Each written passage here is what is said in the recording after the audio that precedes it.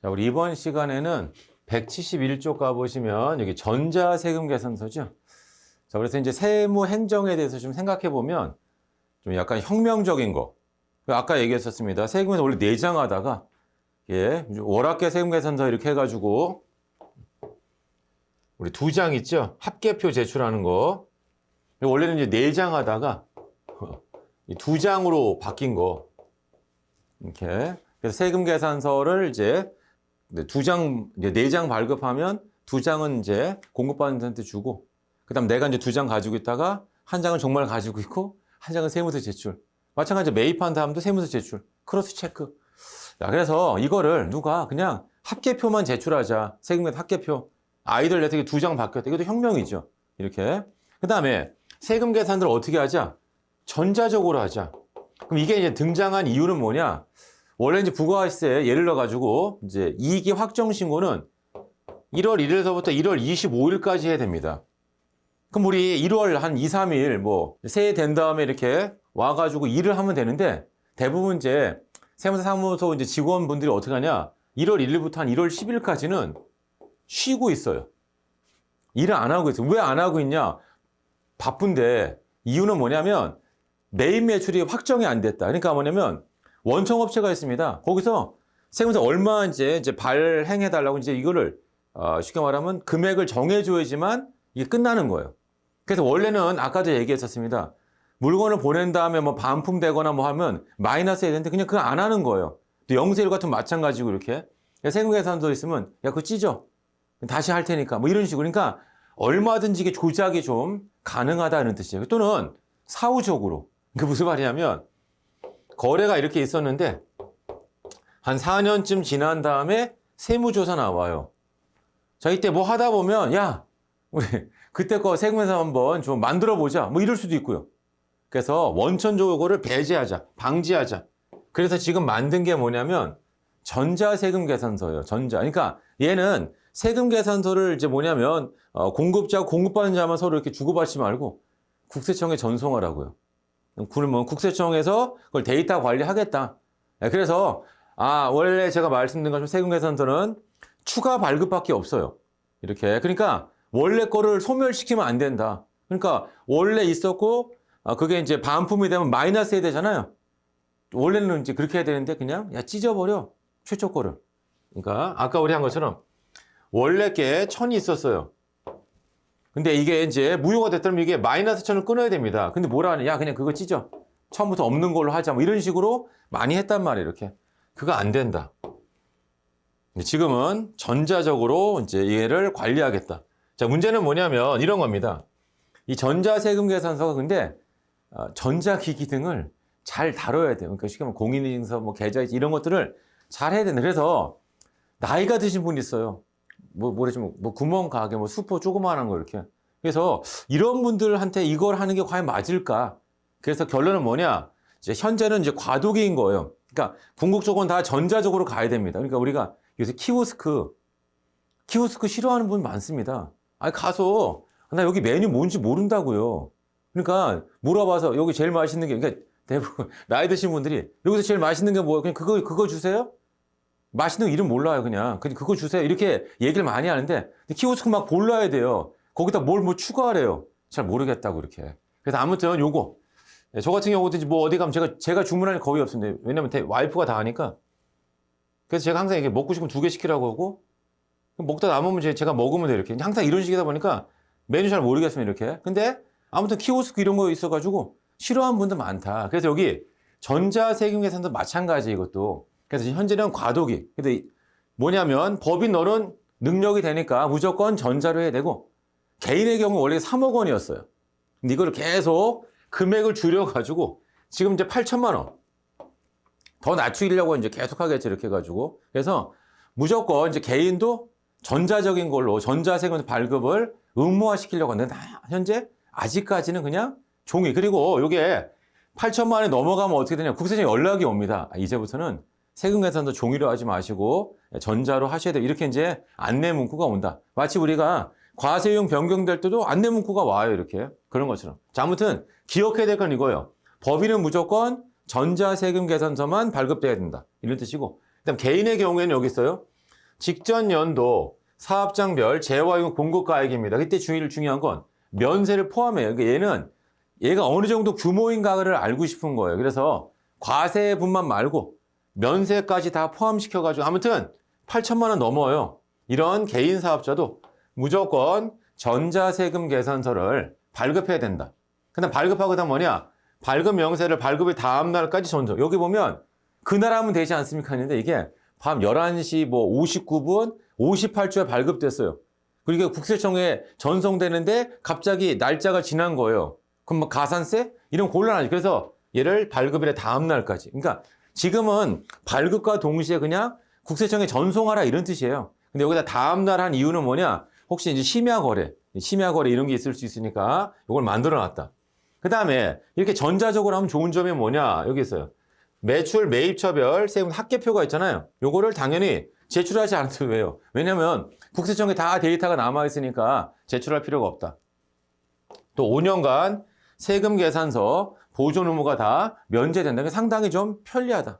그러니까 요거 할 줄 알면 당연히 다 전자적으로 다 하는 거죠. 그러니까 우리 옛날에 은행 가서 막 업무 보던 거 막 기다리고. 지금은 뭐냐? 일부러 은행이 시간을 막 오래 기다리게 해요.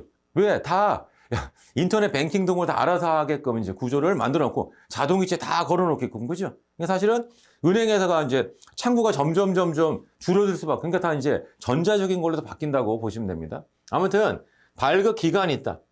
의무 발급 개인 사업자입니다. 이렇게 전자 발급해야 하는 기간은 사업장별 재화 용역의 공급 합계가 8천만 원 이상인 해에 다음에 2기 과세 기간과 그 다음에 제1기 과세 기간으로 한다 이렇게 나와 있어. 그렇죠? 그러니까 얘는 뭐냐면 이거예요. 아니 8천만 원에 다음에 바로 하면 되지 않습니까? 항상 제가 이 부가월세는 6개월 텀이 있어야 된다. 이게 무슨 말이냐면 여기 X1년도예요. 여기가 8천만 원 넘어요. 근데 8천이 넘는다는 사실을 언제 알합니까? 1월 25일 부가세 신고할 때 아는 거예요. 그러면 요 사이에는 전자세금 발급 안 할 거 아닙니까? 그래서 이걸 막기 위해서 어떻게 하냐? 여기 텀을 두고 여기서부터 전자세금 발급을 하면 된다. 그래서 여기 나와 있는 문구가 이거예요.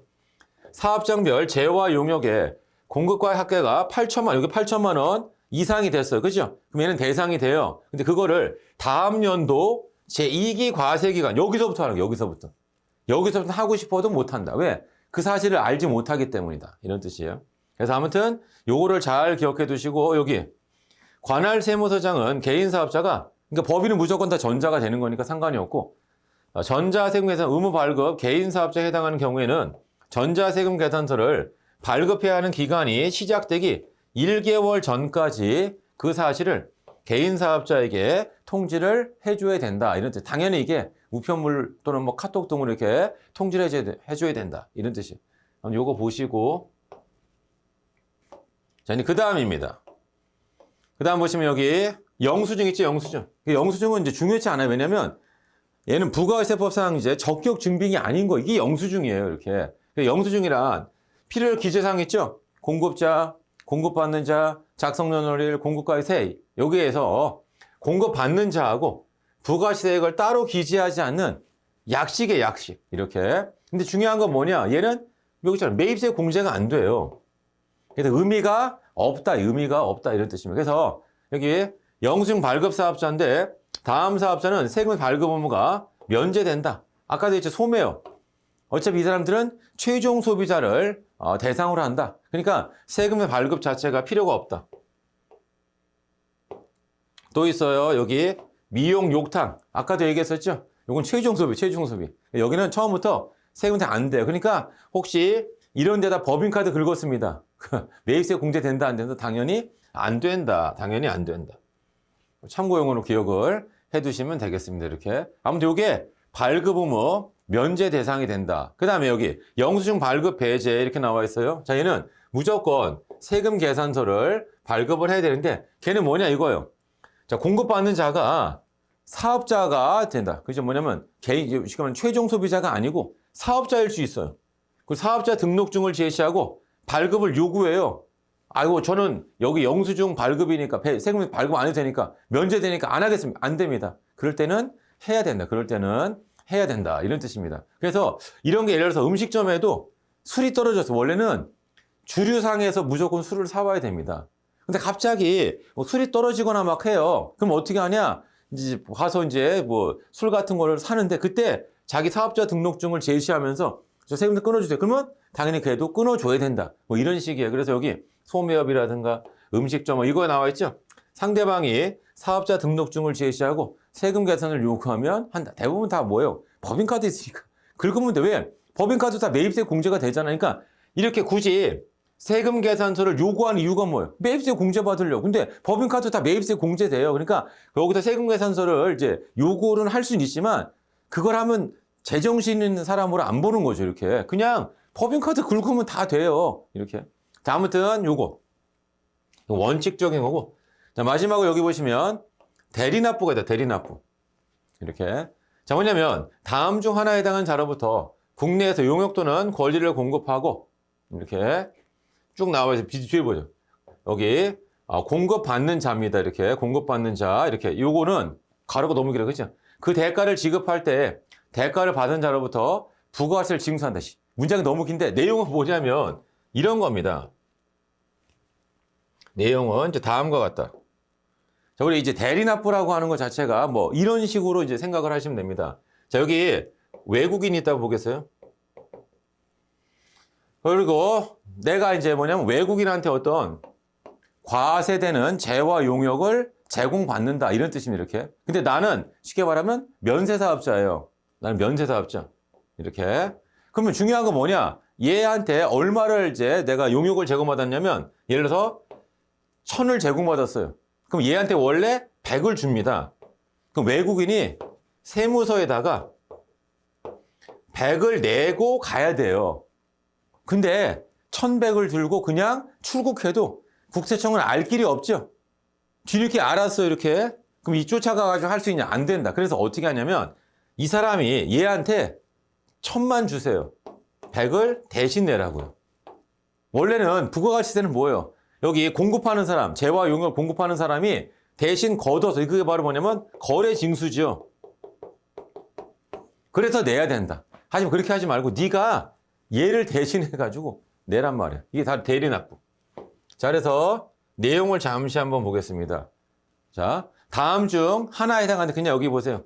비거주했던 외국법인이니까 외국인이 할게요. 외국인. 자, 외국인한테 이렇게 여기 나와 있는 국내에서 용역이나 권리 같은 걸 갖다 받았어요. 이렇게. 근데 중요한 건 뭐냐? 공급받은 그 용역을 과세사업에 제공하는 경우 제외. 이건 무슨 말이냐면 제가 아까 여기 면세라고 했잖아요. 만약에 내가 과세였으면 낸 다음에 다시 매입세 공제를 받을 거니까 실익이 없다고요. 그래서 내가 면세일 때 하는 거예요. 지금 대리납부하는 게.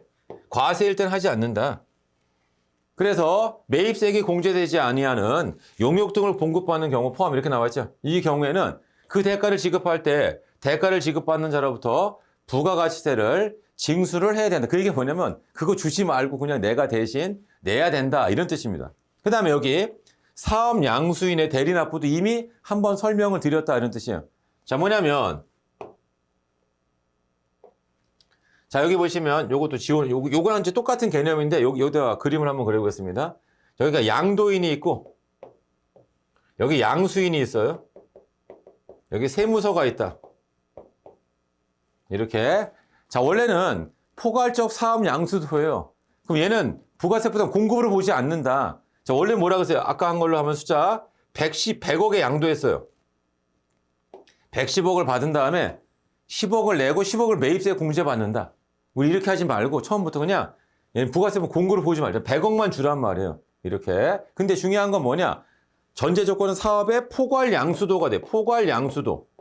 포괄 양수도가 아니면 어떻게 되냐? 이렇게 부가세 거래를 해주셔야 된다는 뜻이에요.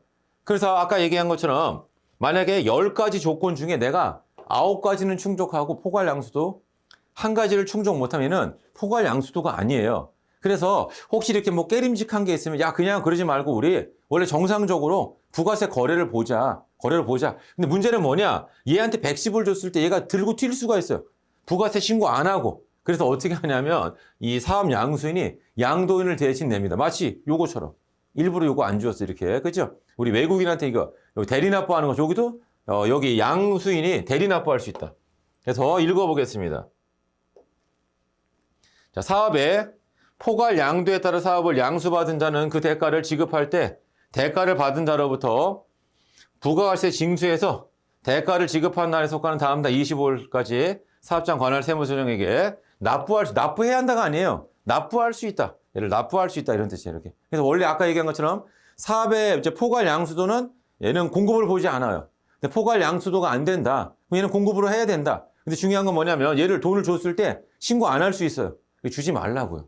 내가 여기 양도인을 대신해서 부가세를 갖다가 세무서에다 내고 매입세 공제를 받으면 된다. 매입세 공제를 받으면. 이게 여기는 대리납부가 된다. 그래서 이 대리납부가 등장하니까 이런 것들 여러분들이 잘 알아두시면 되겠습니다. 이번 시간은 여기까지 하겠습니다.